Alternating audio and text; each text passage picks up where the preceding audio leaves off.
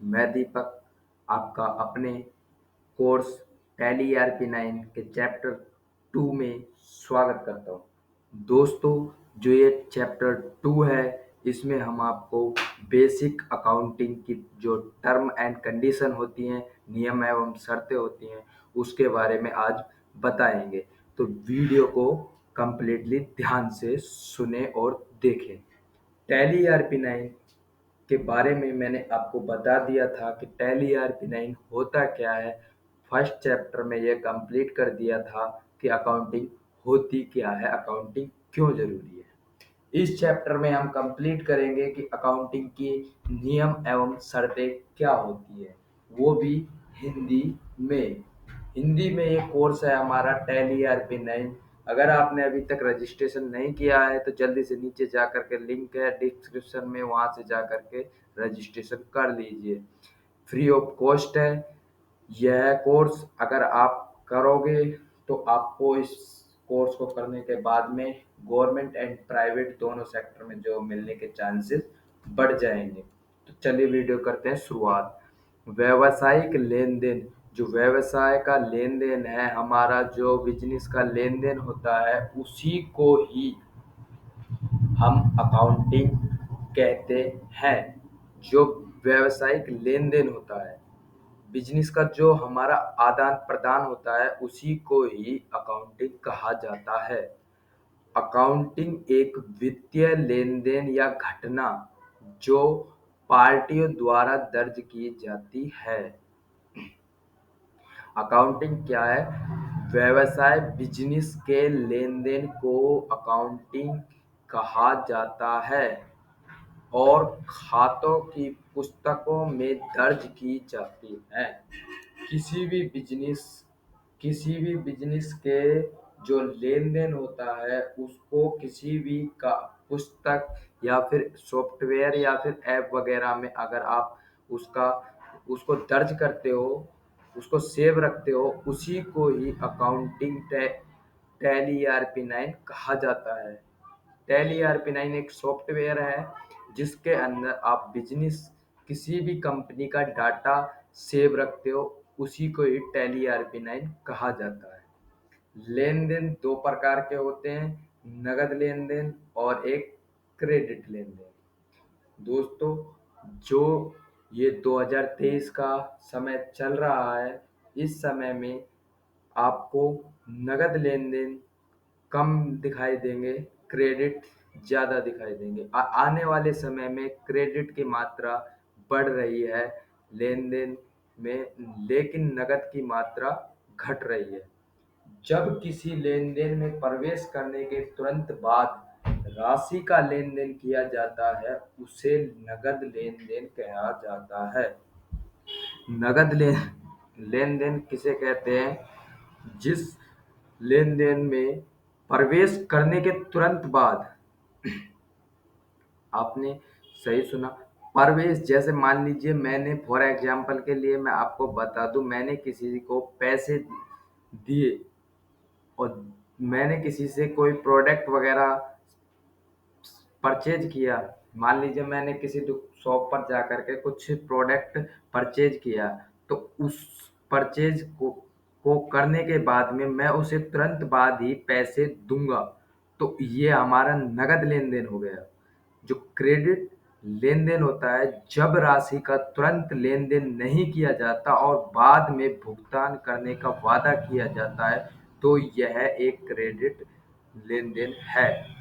जब किसी लेन देन का, मान लीजिए मैंने किसी कोई प्रोडक्ट वहाँ से बाय किया और उसका मैं भुगतान किसी यूपीआई वगैरह से करता हूँ, ले करता हूँ, या फिर कुछ समय बाद उसका मैं क्रेडिट के द्वारा भुगतान करता हूँ, तो इसे क्रेडिट लेन देन भी कहते हैं। क्रेडिट लेन देन या फिर ऑनलाइन लेन देन कहा जाता है। तो दोस्तों, यहाँ तक आपका क्लियर हो गया। इसके बाद में खाता। खाता एक ही स्थान पर किसी विशेष, खाता किसे कहते हैं? एक ही स्थान पर किसी विशेष से संबंधित, किसी विशेष व्यक्ति से संबंधित लेन देन का मान लीजिए कोई विशेष आपके, फॉर एग्जाम्पल के लिए आप किसी भी दुकान पर, शॉप पर, आप किसी विशेष आदमी को जिसको आप जानते हो, जो आपके लाइफ में कुछ वैलिडिटी प्रोवाइड करे, उसी आदमी के साथ जब लेन देन का एक रिकॉर्ड बना हुआ होता है, उसी को ही खाता कहा जाता है। खाता सिंपल भाषा में आपको बता दूं, बैंक अकाउंट जिसको हम बोलते हैं वो ये ही खाता है जिसमें हमारा लेन देन सुरक्षित रहता है। इसके बाद में तीसरा जो पॉइंट है वो है राजधानी। तीसरा पॉइंट है जो वो है राजधानी, जिसे हम कैपिटल भी कहते हैं। पूंजी व्यवसाय में मालिक या भागीदार द्वारा, ध्यान से सुनिए, पूंजी व्यवसाय में मालिक या भागीदार के द्वारा निवेश की गई राशि,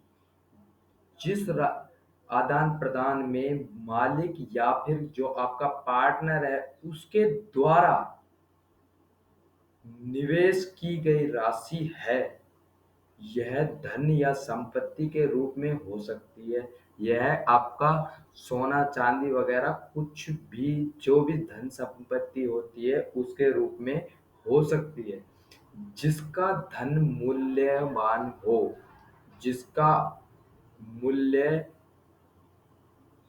जिसका कुछ मूल्य हो। मान लीजिए कोई आपके किसी भी प्रोडक्ट को, आप किसी भी प्रोडक्ट को लेने के लिए निवेश कर रहे हो, आप किसी भी शॉप पर जाते हो, उस प्रोडक्ट को बाय करने के लिए आपको कुछ पैसे देने होते हैं, उसी को ही निवेश कहा जाता है, जिसका धन मूल्य हो।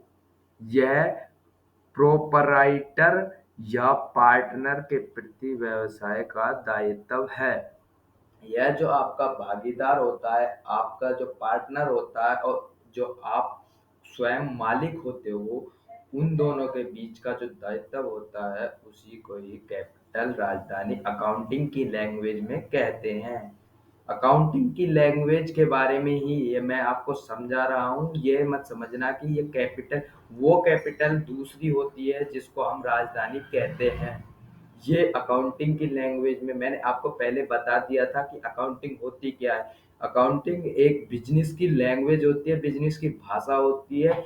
उसी भाषा के नजरिए से हम इस राजधानी को देख रहे हैं, इसलिए कैपिटल मीनिंग राजधानी होती है, वो राजधानी अलग होती है। जैसे मान लीजिए फॉर एग्जांपल हरियाणा की राजधानी चंडीगढ़ है, तो वो अलग राजधानी होती है। ये बिजनेस की लैंग्वेज में इसे राजधानी कहा जाता है।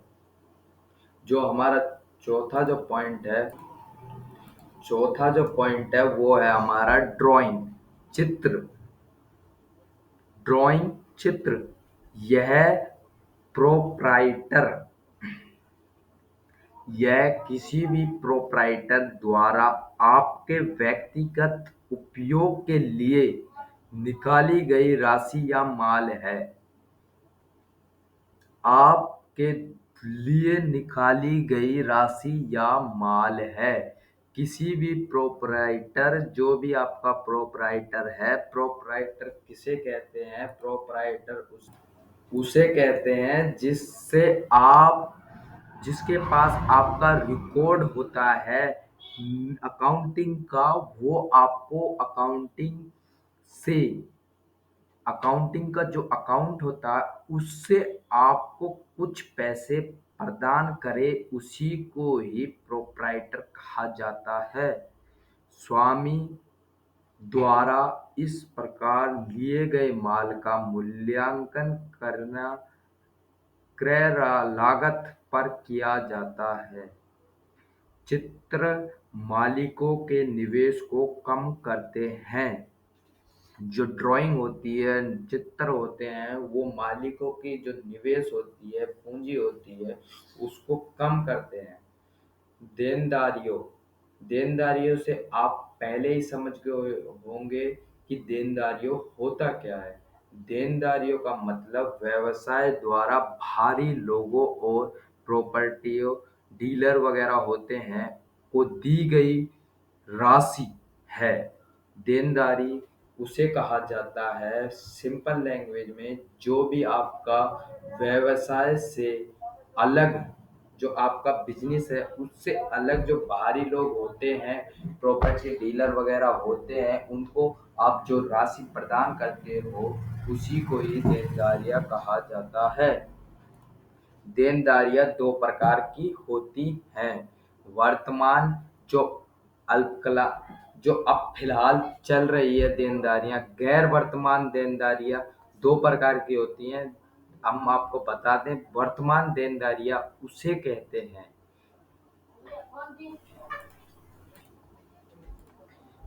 ये वे देनदारियां होती हैं जो एक वर्ष के भीतर देय होती हैं।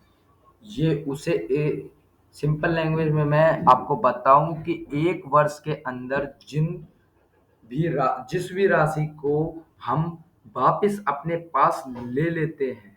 मान लीजिए हमने किसी को पैसे दिए और हमने उससे बोला कि 1 साल के अंदर ये हमें वापस चाहिए, तो वो आपको 1 साल के भीतर आपको वो पैसे प्रोवाइड कराता है किसी भी प्रकार से, उसी को ही वर्तमान देनदारियां कहा जाता है। तो आपका वर्तमान देनदारियां क्लियर हो गया। इसके बाद में गैर वर्तमान देनदारियां।